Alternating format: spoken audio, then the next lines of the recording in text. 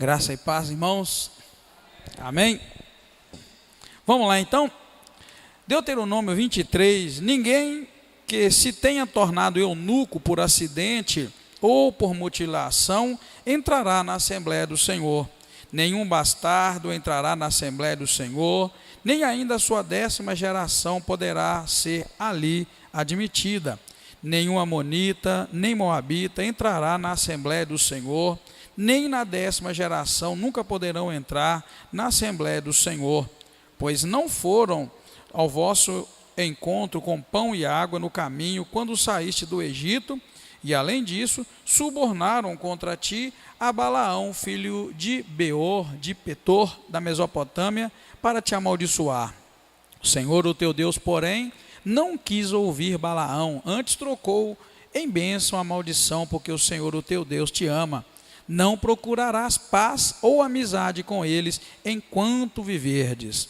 Não abominarás o edomita, pois é teu irmão. Não abominarás o egípcio, pois foste estrangeiro em sua terra.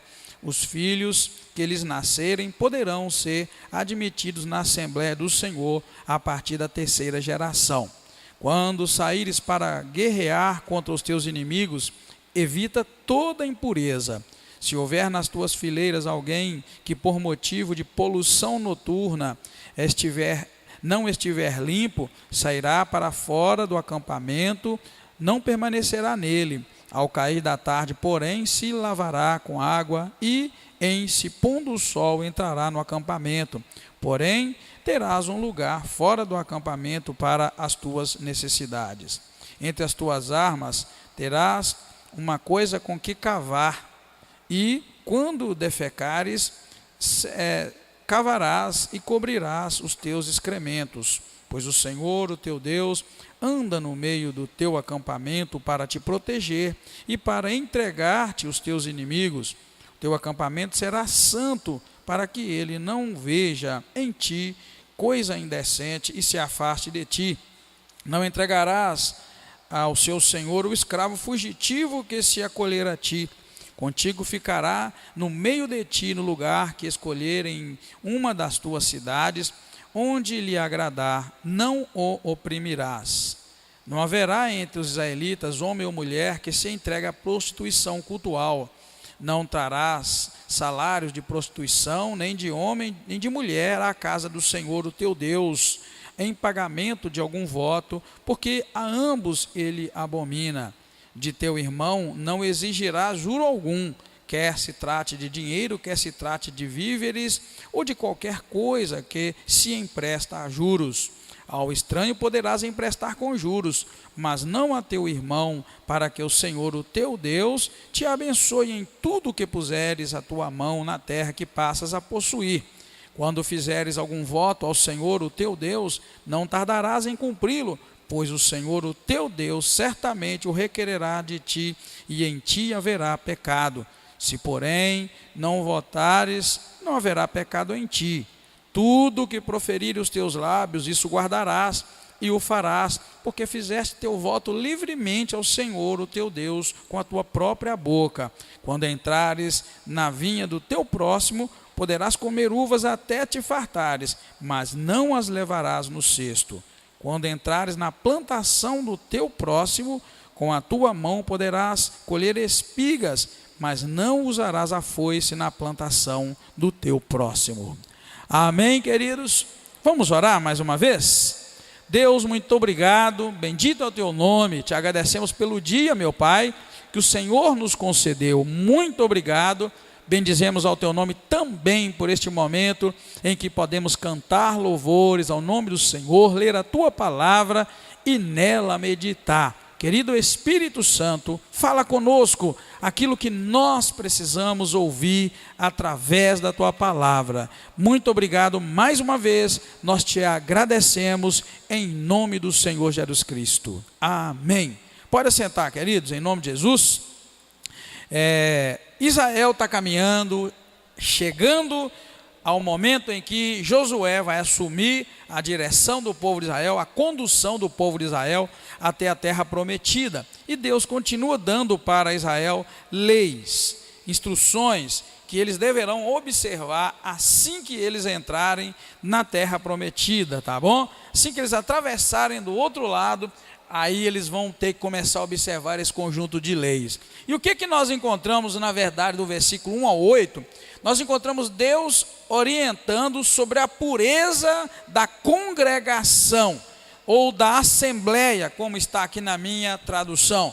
Deus está orientando a Israel, determinado tipo de pessoa não poderia permanecer na assembleia, na congregação, no ajuntamento do povo de Israel. Veja bem que Deus começa a dizer, no sentido físico, ele orienta sobre a pureza, no sentido étnico e depois no sentido histórico, ele começa a dizer que alguns tipos de pessoas não poderão entrar na assembleia, no ajuntamento de Israel. Lembrando os irmãos que assembleia, congregação, é aquele mesmo termo que Deus usou quando o povo estava lá no Sinai para receber a lei. O povo teve que se limpar, se purificar para poder receber de Deus a lei. Então, quando está falando aqui assembleia ou congregação, está se referindo ao ajuntamento do povo de Israel. Então, Deus está preparando eles para quando eles chegarem lá, eles saberem que determinado tipo de pessoa não poderia. O primeiro que não poderia estar no grupo, na congregação, na assembleia, eram os castrados ou eunucos, como algumas traduções trazem, e a minha mesmo traz eunuco. E veja bem, ninguém que tenha se tornado eunuco por acidente ou por mutilação, entrará na Assembleia do Senhor. O eunuco, geralmente ele era mutilado, porque o eunuco tinha uma tarefa muito específica. Em geral, eles cuidavam dos haréns. Haréns era o lugar onde reis tinham muitas mulheres. Então, para evitar qualquer transtorno de um envolvimento de um eunuco, de um serviçal, vamos dizer assim, dos haréns, de um serviçal com as mulheres lá do harém, em geral eles eram mutilados ou castrados. Agora, veja bem, o que Deus diz aqui? Que nenhum eunuco, por acidente ou por mutilação, entrará na Assembleia do Senhor. Então, nenhum homem que tenha se tornado eunuco, mesmo que seja por acidente, caiu, uma pancada, alguma coisa, ele não poderia entrar. Então, isso aqui é um aspecto físico, tá vendo? O corpo, fala do corpo, né? O castrado não poderia entrar. Agora, o bastardo também, irmãos, não poderia entrar. Veja o versículo 2: nenhum bastardo entrará na Assembleia do Senhor, nem ainda sua 10ª geração poderá ser admitida. O bastardo é muito simples. Bastardo é uma pessoa que é filha, que nasceu de um relacionamento fora do casamento. Isso está resumido, não tem complicação nenhuma. Então, qualquer pessoa que fosse nascido de um relacionamento fora do casamento, também não poderia ser admitida na congregação, na assembleia. E aqui fala, nem ainda a sua 10ª geração poderá ser admitida. Vamos lá. O que vocês me dizem desta proibição de Deus? Nenhuma pessoa que nascesse fora de um casamento poderia ter acesso à assembleia, à congregação dos santos. O que você me diz? O que Deus estava combatendo aqui? Ele estava combatendo o pecado da prostituição, do adultério, da fornicação. Ou seja, Deus estava dizendo, para permanecer na congregação, tem que ser assim. Então o casal, antes de cometer qualquer besteira, o casal aqui deveria pensar que o fruto daquele casamento seria excluído, irmãos, não poderia permanecer na assembleia. É exatamente isso. Então Deus aqui está tratando dos relacionamentos conjugais. Ele está dizendo o que é permitido, o que não é. Então o bastardo não poderia. E o outro exemplo que fala aqui, fica meio complicado, mas aí eu peguei Gênesis 19 para esclarecer para nós.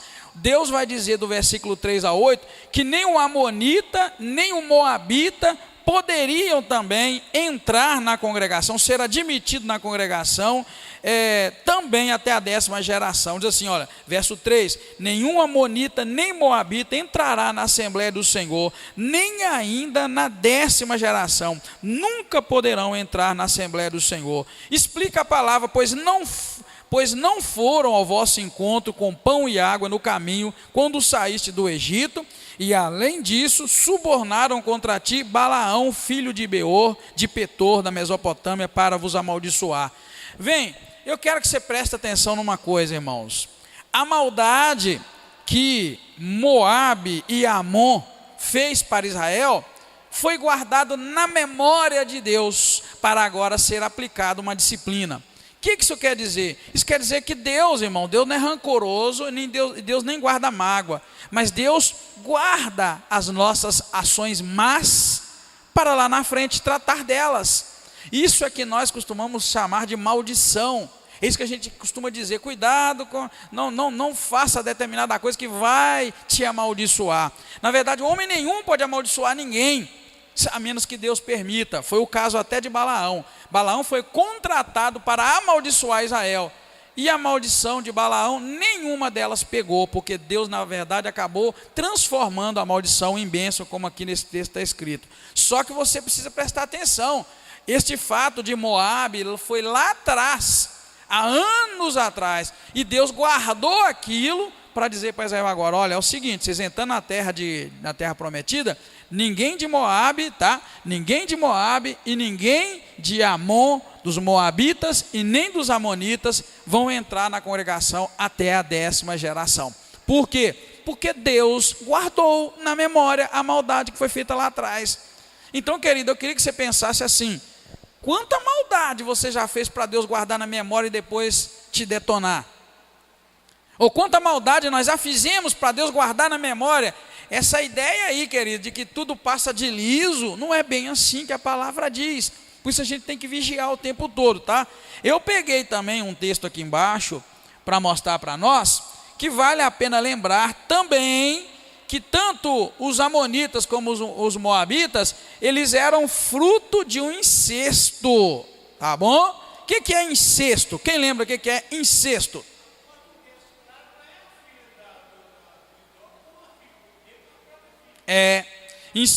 Incesto é algo desagradável, apesar, tá, irmãos? Apesar que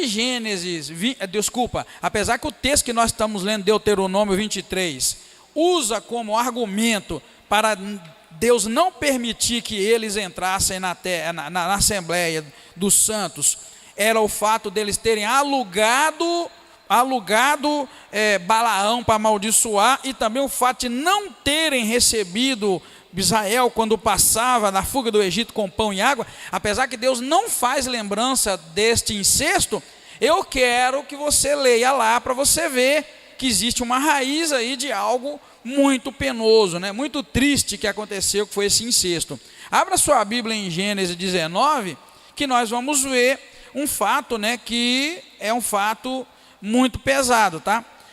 Gênesis 19, 30 a 38, vai falar para nós aqui que esses dois rapazes, Moabe, né, eles são filhos, na verdade, eles são filhos da filha de Ló com Ló. Verso 30 até o 38, diz assim: subiu Ló de Zoar e habitou nos montes com suas 2 filhas, pois temia habitar em Zoar. Habitou numa caverna, ele e as suas 2 filhas. Então a primogênita disse a menor: nosso pai já está velho, e não há homem na terra que venha deitar-se conosco, segundo o costume de toda a terra.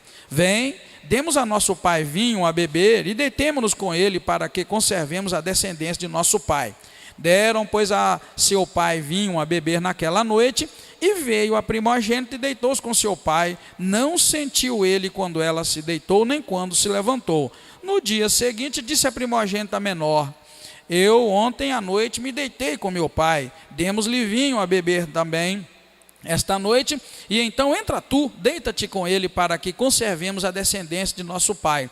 Deram, pois, a seu pai vinho a beber também naquela noite, e a menor foi e deitou-se com ele de novo. Não sentiu ele quando ela se deitou, nem quando se levantou. Assim as 2 filhas de Ló conceberam do próprio pai. A primogênita deu à luz um filho, a quem chamou de Moabe. Ele é o pai dos moabitas de hoje. E a menor também deu à luz a um filho, a quem chamou de Ben-Amim.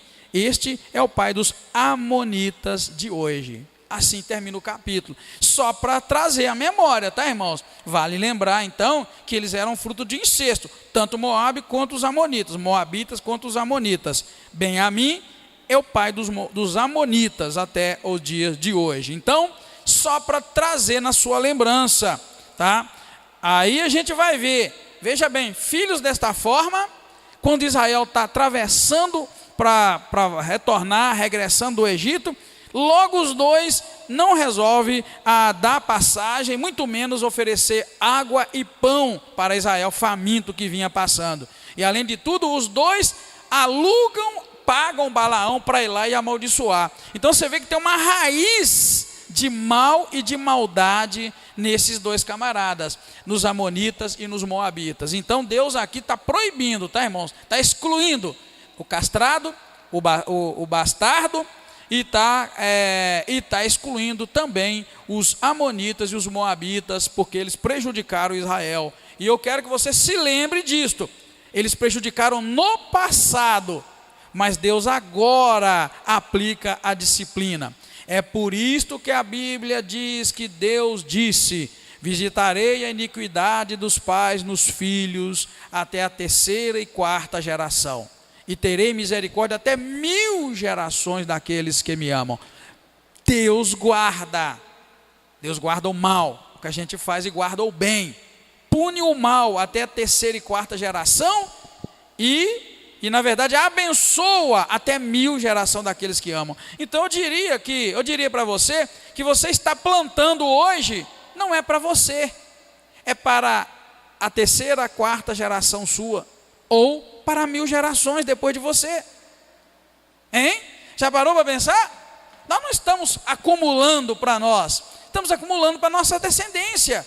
Então, querido, a gente precisa pensar seriamente nessas questões, tá? Vamos pular, porque o próximo assunto vai falar da limpeza no acampamento, do versículo 9 ao 14. Olha que coisa mais linda. Nesses versículos, nós vamos nos dar conta de que onde Israel estivesse, ali seria uma extensão do reino teocrático de Deus, ao ponto de Deus, irmãos, dizer para eles que mesmo se eles estivessem nos campos de guerra, a pureza deveria ser observada. Que Deus tremendo, que Deus maravilhoso. Até fossas, eles deveriam ser cavadas pelos soldados, visando a pureza do arraial, do lugar onde eles estavam.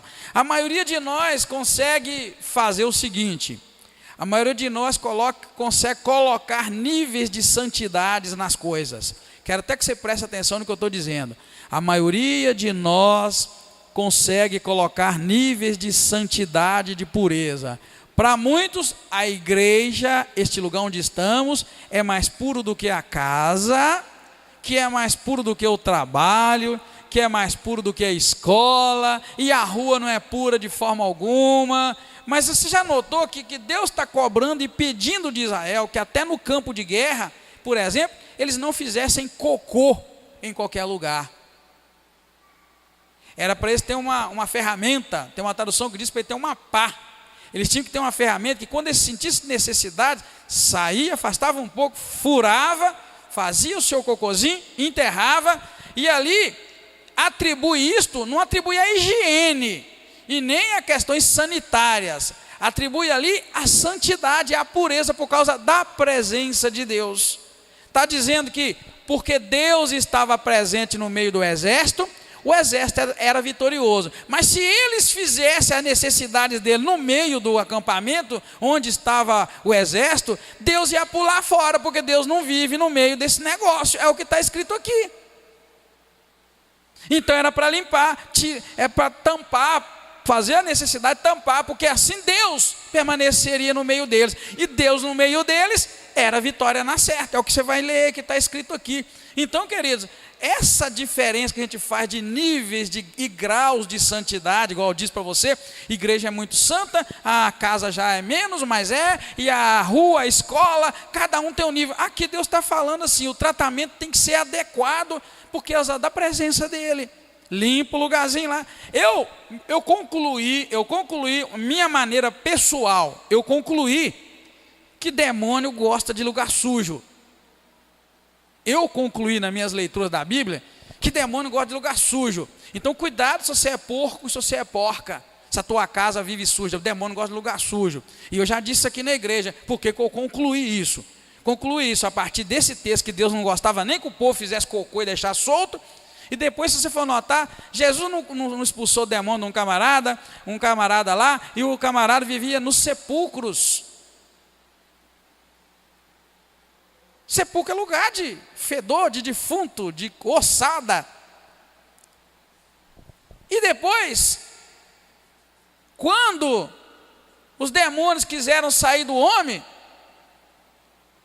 Jesus veio nos atormentar fora do tempo e tal. E aí quiseram sair do homem, pediu para entrar nos animais.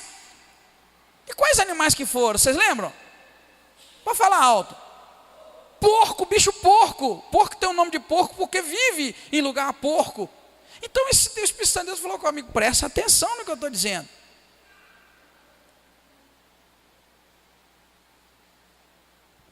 No princípio criou Deus os céus e a terra era sem forma e vazia. E depois, o que é que diz? O Espírito de Deus parava sobre onde? Água. Água é expressão de limpeza, de purificação.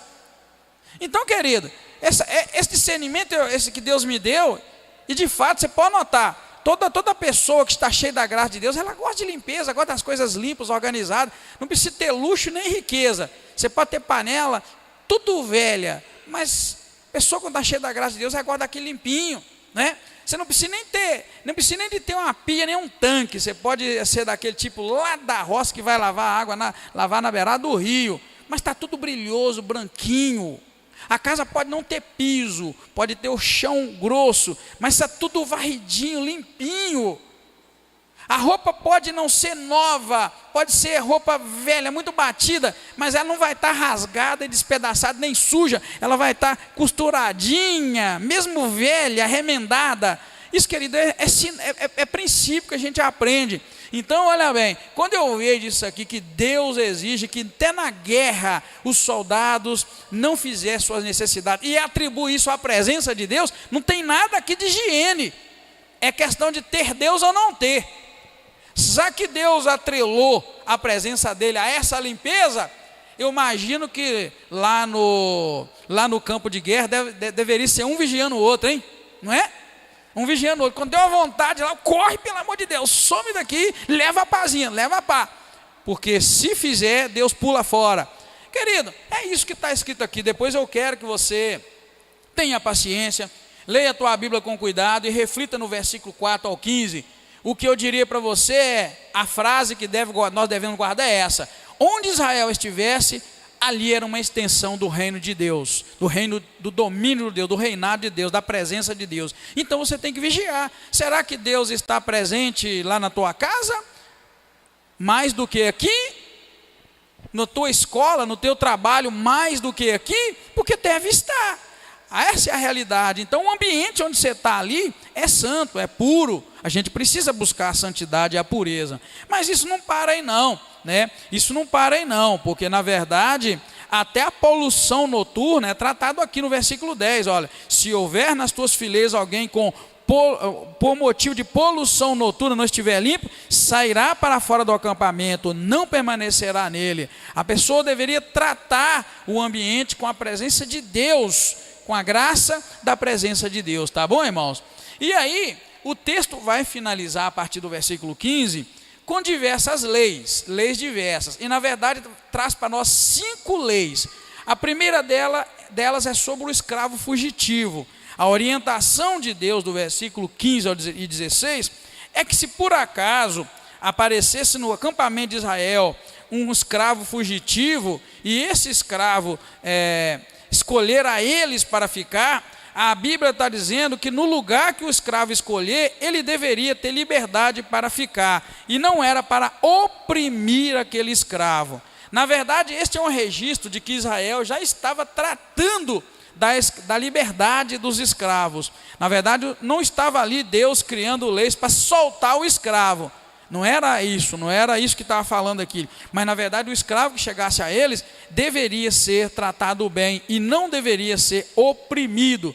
E se você ler o livro de Filemon lá no Novo Testamento, você vai ver que Filemon trata de um escravo que se converteu ao Senhor. Este livro trata de um escravo que se converteu ao Senhor. Então Paulo escreve para o senhor daquele escravo, pedindo que aquele senhor recebesse aquele escravo de volta, só que agora o recebesse como um irmão e não como um servo, como escravo. Então, na verdade, é um paralelo que se deve traçar com Deus tratando bem o escravo fugitivo, cá no Velho Testamento, e lá Paulo orientando para que ele fosse recebido, o escravo fosse recebido com amor, como se fosse um irmão. O segundo assunto tratado aqui, irmãos, é a proibição da prostituição. Do versículo 17 e 18, a próxima lei vai tratar da proibição da prostituição. Note bem que o 17 e 18 diz assim: não haverá entre os israelitas homem ou mulher que se entregue à prostituição cultual. Não trará salário de prostituição nem de homem nem de mulher à casa do Senhor o teu Deus, nem pagamento de algum voto, porque a ambos ele abomina. Então veja bem, a palavra diz que Deus proíbe a prostituição e proíbe também que fosse aceito até a oferta de dinheiro que essas pessoas pudessem levar. Não trará salário de prostituição, nem de homem nem de mulher, à casa do Senhor. Então, irmãos, as coisas de Deus é uma coisa muito santa, tá? Então, à medida do possível, a gente tem que entender que não é tudo que é aceitável diante do Senhor. O dinheiro de prostituição aqui, é claro, Deus não aceita de forma alguma. Amém, queridos? Você vai ver uma tradução em rameira, e vai ter alguma tradução a falar cão, né? Cão são os homens que se entregam à prostituição, da mesma maneira a rameira, né? Que é a prostituta comum, né? Que a palavra vai trazer. Depois, irmão, do versículo 19 ao 20, vai orientar, na verdade 19 ao 20, é sobre a questão de emprestar. Veja bem o que diz 19 e 20. De teu irmão não exigirás juro algum, quer trate de dinheiro, quer trate de víveres ou de qualquer coisa que se empresta a juros. Ao estranho poderás emprestar com juros, mas não ao teu irmão, para que o Senhor, o teu Deus, te abençoe em tudo que puseres a tua mão na terra que passas a possuir. Então veja bem, vimos uma lei que diz respeito à lei do escravo que se refugia dentro de Israel, da prostituição e das ofertas e dos dinheiros da prostituição, e agora vai falar sobre a forma de emprestar. Tanto dinheiro quanto víveres ou qualquer outra coisa que se empresta, está dizendo que Israel não deveria cobrar juros de seus irmãos, dos seus compatriotas. Poderia cobrar dos de fora, mas não dos seus irmãos. E aqui o texto é atrelado a um princípio para que o Senhor te abençoe em tudo que puseres a mão na terra que passas a possuir. Então é Deus tratando com essa questão. Agora você vai perguntar, por que Deus proíbe então o juro entre os irmãos? Para e pensa, por quê? É para que você pudesse ser instrumento de ajudar o irmão e não tirar proveito em cima do teu irmão, tá? Juro é sempre juro. Os juros são altos, irmãos. Os juros são altos. Os juros não são baixos, na verdade. Você pode notar a altura dos juros aí. Hoje mesmo ligaram para minha esposa oferecendo um juro de 1,3 ao mês. 1,3 ao mês. Está baixíssimo, né? Tá? Mas vai me dizer, qual poupança ou qual aplicação vai dar 1,3 ao mês? Vai, me diga qual. Tá? Só para vocês entenderem. Isso foi uma ligação que ela recebeu lá e tal, e oferecendo um dinheiro. Então a gente precisa vigiar. O juro rotativo de um cartão de crédito, por exemplo, olha que juro, que absurdo que é. Nem precisa dizer quanto. Por aí vai. O juro das financiadoras, não sei como é que chama aí, é altíssimo. Então, queridos, o que Deus está tratando aqui é isto, para que Israel tivesse o cuidado de abençoar seus irmãos e não amaldiçoar e nem colocar um encargo mais pesado ainda sobre essas pessoas. Repetindo o texto, só para vocês entenderem, 19 e 20, diz assim, de teu irmão não exigirás juro algum, tá vendo? É nenhum.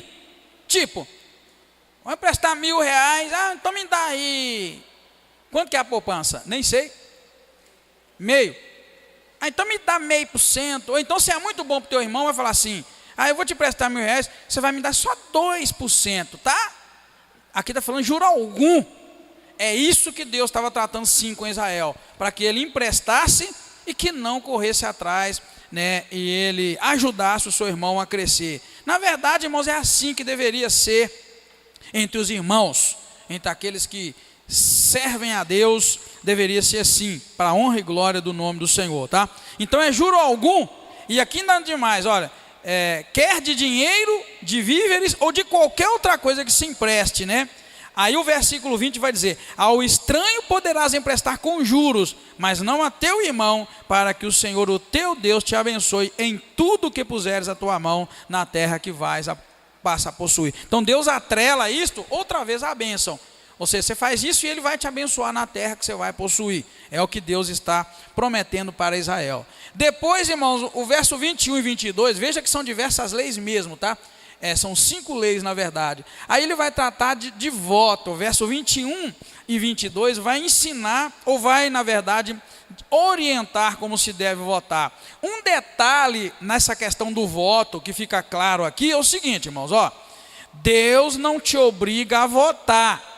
E veja bem que não há promessa nenhuma. Eu queria que você prestasse muita atenção, porque tem gente que acha que se você vota, isso interfere na comunhão com Deus e que vai melhorar. Deus não diz isso. A única coisa que diz é: vota se quiser. Quem não vota não tem pecado, quem não vota não tem problema nenhum. Muito pelo contrário, quem vota pode adquirir pecado. Agora, por isso que a gente tem que tomar cuidado. Eu já conheço pessoas que votaram e não cumpriram, tá? Conheço gente que votou e não cumpriu. Daqui desta igreja eu não conheço, mas eu sei de gente fora que já votou e não cumpriu. Como eu disse para vocês, assim como Deus lembrou da maldade dos amonitas e dos moabitas, anos depois, para agora puni-los, eu quero que você preste atenção. Se você algum dia votou algo e não cumpriu, vigia, está guardadinho no caderninho de Deus. Tem mulher que vota: eu não vou cortar a ponta do meu cabelo até que... Aí aquilo não acontece, ela vai, chuta o balde e corta o cabelo. Você votou. Ah, não vou mais passar batom. Ah, e aí, chuta o balde e passa batom. Os homens: ah, eu não vou mais... fazer o quê? Eu não vou mais comer aquela comida. Não vou comer churrasco. Aí vai, chuta o balde e come. Eu estou dizendo para você, querido, eu já mostrei com relação aos amonitas e os moabitas que Deus guarda, e lá na frente ele lembra. Aqui é a mesma coisa com relação ao voto. Veja bem, olha: quando fizeres algum voto, verso 21, tá? Quando fizeres algum voto ao Senhor o teu Deus, olha, não tardarás em cumpri-los, pois o Senhor o teu Deus certamente o requererá de ti, e em ti haverá pecado. Se porém não votares, olha que lindo, irmãos, o verso 22, olha: se porém não votares, não haverá pecado em ti. Ou seja, está vendo? Deus não está te obrigando a votar. Se você não votar, não tem pecado. Quem aqui nunca fez um voto a Deus, Deus está dizendo que não tem pecado em ti. Está bem, está tranquilo, está em paz. O problema é se votar. Olha o 23. Tudo que proferir os teus lábios, isso guardarás e o farás, porque fizeste o teu voto livremente ao Senhor o teu Deus com a tua própria boca. Eu vou lembrar vocês de um voto recente que eu fiz. Eu vou lembrar quantas vezes eu puder, com relação à aposentadoria da minha esposa. Você lembra que é o que eu disse? Eu já falei esse voto, não vou esquecer, vou lembrar sempre. Eu fiz um voto secreto, só eu e Deus. Deus, se o Senhor aposentar a minha esposa, eu vou pegar o primeiro mês de pagamento dela de aposentada, integral, e vou tirar o dízimo, claro que pertence a Deus, vou tirar os dízimos, 90%, eu vou entregar publicamente na igreja. Eu fiz o voto desse jeito, olha bem minha boca, desse jeito. Se eu aposentar minha esposa, primeiro mês dela, eu vou arrancar o dízimo e entregar os outros 90% publicamente. Meu voto foi até assim, e fiquei em paz, e guardei e tal, no caderninho. Quando ela aposentou, tranquilo, até aí, né, eu sabia que ia ter que cumprir o voto, mas só que era mês de casamento. A Daniela ia casar logo em janeiro, e uma despesa terrível, e saiu na internet, saiu o aviso da aposentadoria dela, 15 de novembro, no dia do jejum, saiu 15 de novembro, então ela não recebeu, ela só recebeu lá em dezembro, e quando ela recebeu, eu lembrei, eu vou ter que tirar tudo porque eu prometi a Deus. E cada centavo fazia falta para nós por causa do casamento em janeiro. E aí eu ainda perguntei assim, peraí, deixa eu voltar. O meu voto eu disse que daria o primeiro mês ou eu daria um mês? Aí na mesma hora eu lembrei, não, eu não votei dizendo que eu daria um mês de salário dela. Eu votei a Deus dizendo que eu daria o primeiro mês. E sabe o que eu fiz? Arranquei o primeiro mês, pus no envelope e entreguei para a honra e glória do Senhor. Não ia faltar dinheiro para o casamento, mas ela tinha um dinheiro a receber no banco, porque ela tinha aposentado e ninguém nem lembrava, acabando que a gente recebeu 3 vezes mais do que eu depositei aqui. Mas foi prova, porque eu tive que arrancar. Então, querido, é aqui que está dizendo, se a tua boca votar, eu vou dar 3 meses de oferta para o Senhor. Querido, são 3 meses, não é 1, nem 2, nem 3, nem 4, são 3. É isso que está dizendo. Cuidado com a tua boca quando votares. Se você não votar, não tem problema nenhum. Agora, se na hora do aperto você faz um voto, se vira, porque tua boca abriu, agora você vai cumprir. Se você não cumprir, Deus vai guardar e depois lá na frente vai te detonar.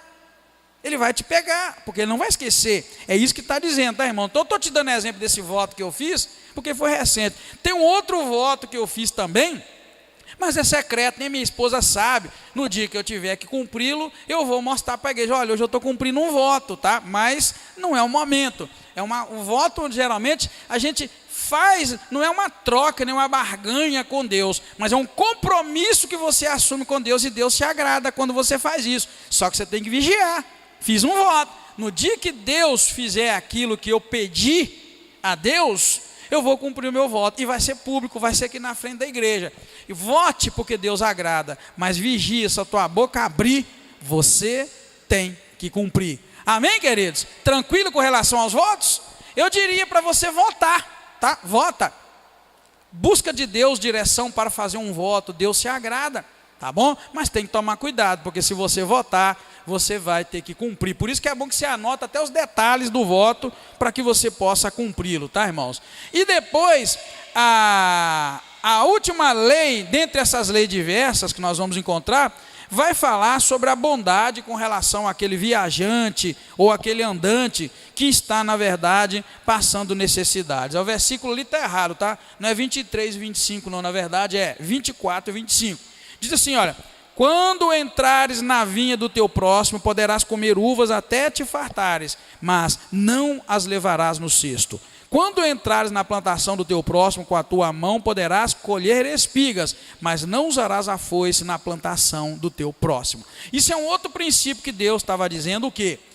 Se você passasse perto de uma plantação em Israel, você podia comer o quanto de uva o seu estômago precisasse, poderia colher espigas de milho, enfim, e comer o quanto você precisasse. Era livre, mas você não poderia levar para casa e muito menos cortar, passar a foice na colheita, na plantação do teu próximo. Isso era um princípio em Israel. Deus então provendo para aquela pessoa que estava caminhando e estava com fome, né?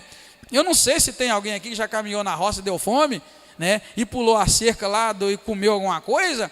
Aqui está dizendo em Israel, isso era permitido, tá, irmãos? Poderia fazer, né? Eu já chupei manga, né? Andando pela beira da estrada, já chupei manga, milho eu nunca comi, mas assim era permitido em Israel. E eu coloquei esse texto de Mateus aqui, 12, de 1 a 8, que traz lá aquela passagem em que Jesus e seus discípulos acabaram, os discípulos estavam caminhando no dia de sábado, e aí os discípulos acabaram pegando, né, espigas para comer. E aí eles foram duramente repreendidos, porque eles faziam isso num dia de sábado. E a repreensão aqui não foi porque eles estavam comendo o milho, mas era comendo as espigas, mas era porque, na verdade, eles estavam fazendo isso num dia de sábado. Veja lá, Mateus 12, versículo de 1 a 8. Naquele tempo passou Jesus pelos campos de cereal em dia de sábado. Seus discípulos estavam com fome e começaram a colher espigas e a comer. Quando os fariseus viram isto, disseram-lhe: olha, os teus discípulos fazem o que não é permitido fazer no sábado. Ele, porém, lhes disse: não leste o que fez Davi quando teve fome, ele e os que com ele estavam? Como entrou na casa de Deus e comeu os pães da proposição, que não lhe era permitido comer nem aos que com ele estavam, mas só aos sacerdotes? Ou não lestes na lei que no sábado os sacerdotes no templo violam o dia e ficam sem culpa? Eu vos digo que está aqui quem é maior do que o templo. Se porém vós soubesse o que significa misericórdia quero, não sacrifícios, não condenaria os inocentes, pois o Filho do Homem é Senhor do sábado. Está vendo? Uma passagem em que eles passavam, viram os campos de cereais, foram lá e colheram espigas para comer, e comeram. E na verdade é um exemplo, né, desta passagem que nós acabamos de ver em Deuteronômio, capítulo 23, onde Deus estava dizendo para Israel permitir que a pessoa passasse e comesse, tá bom? Desta forma, então, nós, irmãos, encerramos este capítulo, concluindo que, debaixo do domínio de Deus, devemos primar pela pureza dentro e fora da igreja, observando que Deus espera que sejamos complacentes com todos, fujamos da prostituição, cumpramos os nossos votos e nem neguemos o pão àquela pessoa que esteja necessitada. Não negue. Se bater na tua porta pedindo comida, bebida, não negue, em nome do Senhor Jesus Cristo. Amém, queridos? Isso agrada a Deus. Tenha cuidado, sim, tenha cuidado quando você for atender alguém na porta da tua casa, mas não negue, porque isso é agradável ao Senhor, tá bom? Assim nós encerramos nesta noite este estudo, e semana que vem, se Deus der graça, nós vamos para o capítulo 24, que vai falar sobre o divórcio e mais leis diversas. Amém? Pai querido, muito obrigado, te agradeço, Senhor, por cada irmão, cada irmã que está aqui nesta noite, veio compartilhar da graça do Senhor. Obrigado, Senhor, continua Espírito Santo de Deus, falando ao nosso coração, nos ensinando a Tua palavra. Queremos ser puros em todos os nossos relacionamentos, e para isso nós precisamos da ajuda do Senhor. Muito obrigado, abençoa, fortalece as nossas vidas, ensina-nos a cada dia a te louvar e te glorificar. Te pedimos pelo pastor Etevaldo, continua abençoando, continua curando o teu filho, Senhor, e fortalecendo. Mais uma vez, pedimos, Senhor, nos leve em paz, agradecidos em nome do Senhor Jesus Cristo. Amém. Muito obrigado, irmão, muito obrigado, irmã. Deus te abençoe, te guarda e te fortalece em nome de Jesus.